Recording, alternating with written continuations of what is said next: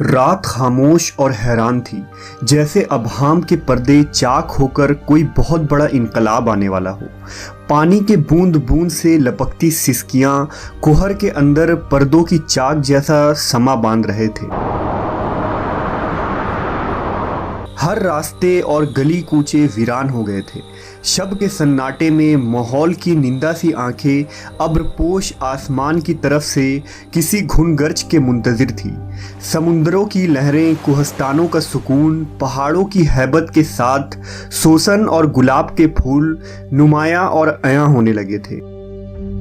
اس ختم ہوتی ہوئی رات کے سکون اور زوال کے اندر سے ایک نور طلوع ہو کر چار سو روشنی بکھیرنے والا تھا۔ یہ کس کی آمد ہونے والی تھی کہ ہر مخلوق بے چین تھی۔ تاریخ عالم میں یہ وہ نرالا و انوکھا دن ہے کہ اس روز خلق آدم کا راز، ابراہیم علیہ السلام کی دعا، عیسیٰ علیہ السلام کی بشارت،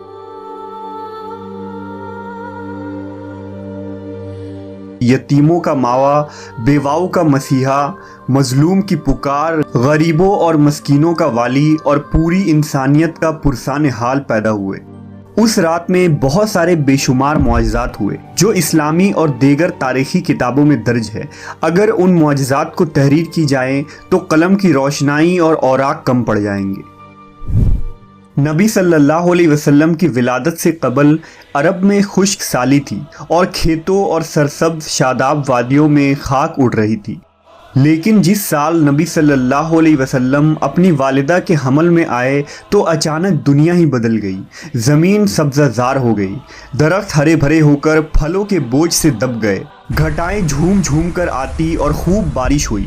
اس سال اس قدر انعام و اکرام ہوا کہ عربوں نے اسے خوشحالی کا سال کا نام دیا۔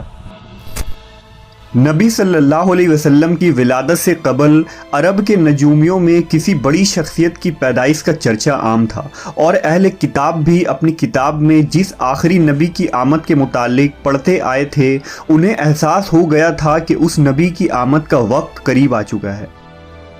لہذا حضرت حسان بن ثابت جو عرب کے نامور شاعر تھے، وہ فرماتے ہیں کہ وہ 7 سال کے تھے اور یثرب یعنی مدینہ میں